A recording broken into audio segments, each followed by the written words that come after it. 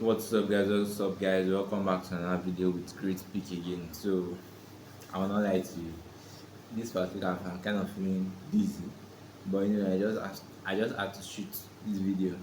Now, if you actually follow my post on either my Twitter or on the normal post feed of YouTube, you'll notice that I've passed the phase one.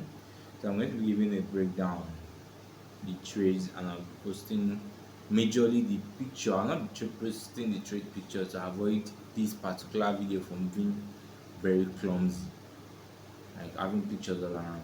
So I'll just kind of post the picture on how I stated it on on the Twitter, and how I also stated it on the YouTube post, so you can go and check it out. Now on Monday, yeah, Monday was crazy. I beg. Monday was crazy because when London session opened for Monday, it was as if it was a weekend open. Like it was, the movement was so drastic that, so on Monday I actually had three trades. The first one was a gold trade. It was kind of, I set an order. So I was expecting that at least you take maybe an hour or 2 hours before we get to that point. And I was about to write exam that same morning. I'm currently writing my exam. So all of a sudden, London opens in 10 minutes. Then I open my charts. Just the long candle. Wee. I was like, fuck. I was like, oh, this candle is not a news candle.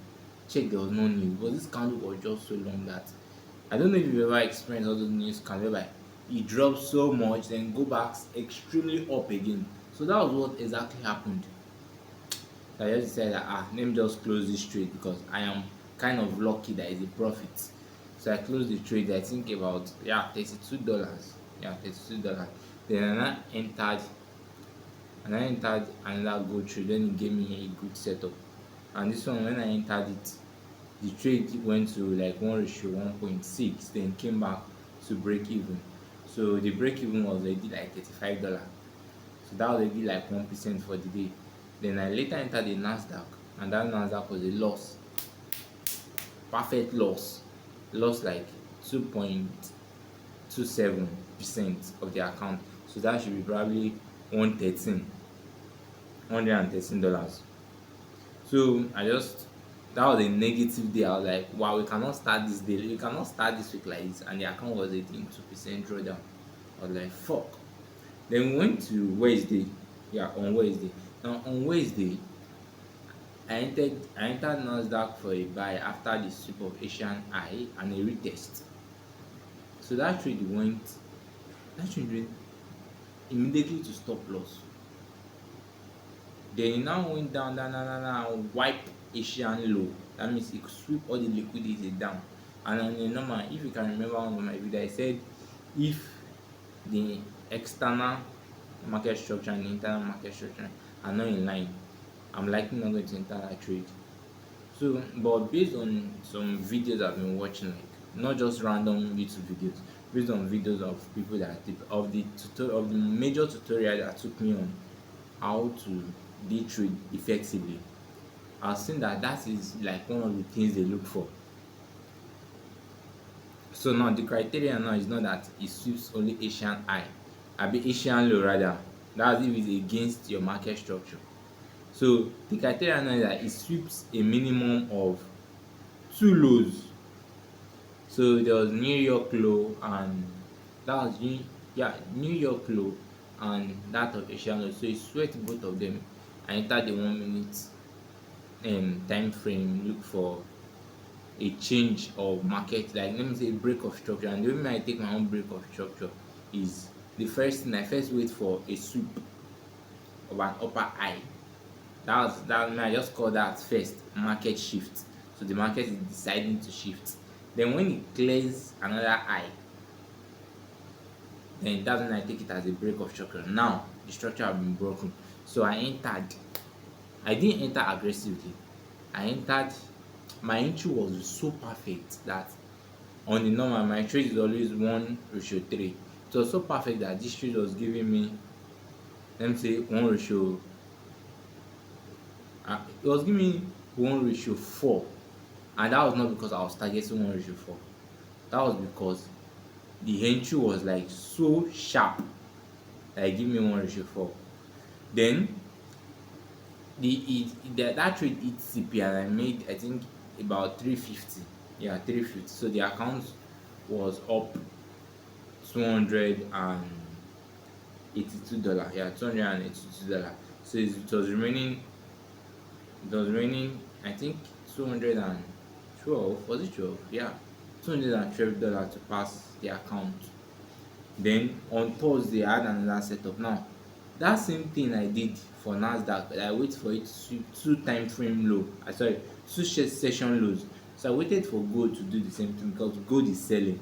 So it started buying. So I waited for it to sweep two high time frame like key levels. Then it swept these key levels.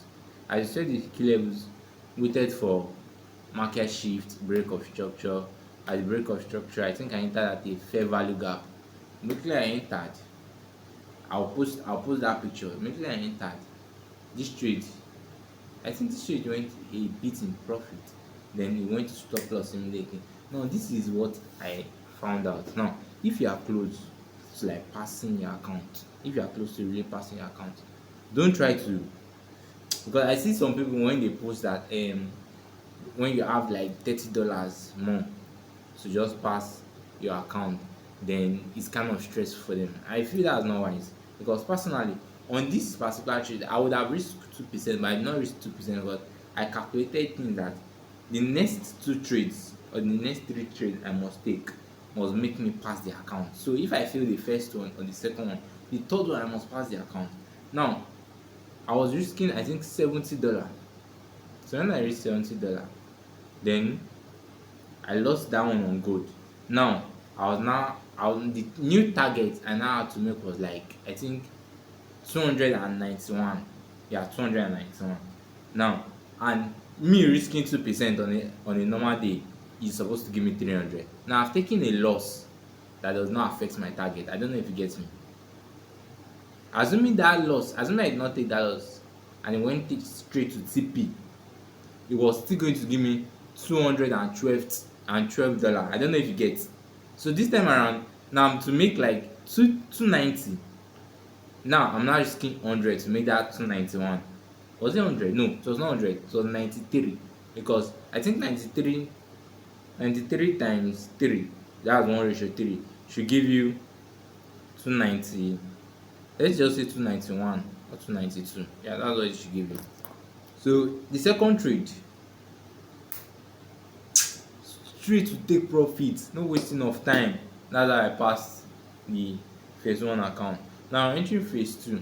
Now I know you might be considering that, okay, since this boy risk 2% per trade, that means in his phase 2, he just, once he enters phase 2, one winning trade is out of phase 2. Now I now sat down to myself and thought about it, that the major factor, because I have been funded before, like Funded Next. I had a funded account with Funded Next, and this was a mistake I made, and I lost that account, life account. $400 lost on a life account that was given to me. So this is what I realized, that anything that makes anyone pass phase 1, the person should be able to pass phase 2 if the person's system works. And let me explain why. Now, this is the reason why. When you have to make, okay, this is my phase 2, is to make 250. Yeah, 250. Now if you have to make 250, instead of you risking 2%, why don't you just risk, I was talking to myself, why don't you just risk 50 to make 150?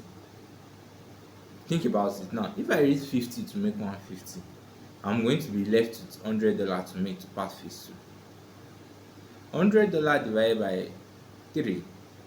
If you divide $100 by 3, that should be around, let me say, I think it should be around, let me say 30 something. Let's just conclude that it's, come on, 30 times 3, let's just say 35.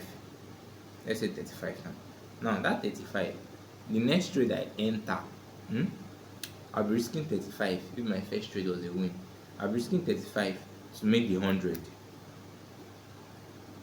But if that 35 goes wrong, I'll now have to make 135, and my normal risk is like 50 to make 150. So I'm still under the target of my normal risk. I'm sorry if you are lost. This is confusing because I've not gotten a board yet. So when I get a board, probably I'll be writing them out for better understanding. Now, the next trade I'll be taking is risking 50. No, not 50. Let me say 45 to make 135. So the probability that I can have two losses and still pass the account is very vivid. I don't know if you get that system, but well, I got the phase 2 account on. I got it that same day. They gave me the login that same day as I passed it. I don't know. They think they want me to. They think they want me to fill the account, so they are giving me, yeah, enter new trade, enter new trade, enter new trade. But since that was the only setup I had for the day, I didn't take any setup again. Then we entered Friday. Friday was yesterday because I'm shooting this video on Saturday, so I'll be posting it tomorrow, Sunday. So on Friday, I waited. Then Nasdaq wanted to trick me. He tricked me, sha. Nasdaq tricked me. I will not lie to you. Then I entered setup. When I entered the setup, just the normal. Okay, so just my normal distance sweep of Asian high. Then I waited for a retest to a fair value gap. Then I entered when the fair value gap after giving me a break of structure. Then as I entered the market, I was up $80.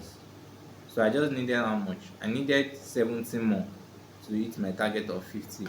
Then all of a sudden it came down and it stop loss. But this time around I didn't move my stop loss a little bit up. But slippage is like when the broker was not able to close your trade in time.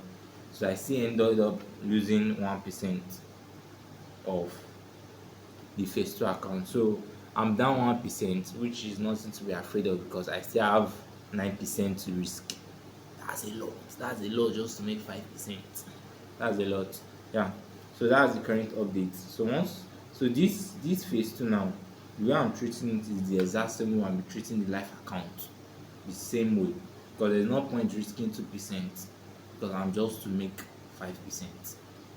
No point, unless I'm willing to give back my account to them, which I don't want. I want to be guy. I want to collect a lot of money from funded, ghost funded traders. Those guys, I won't collect their money waiting no good. So that's the update now.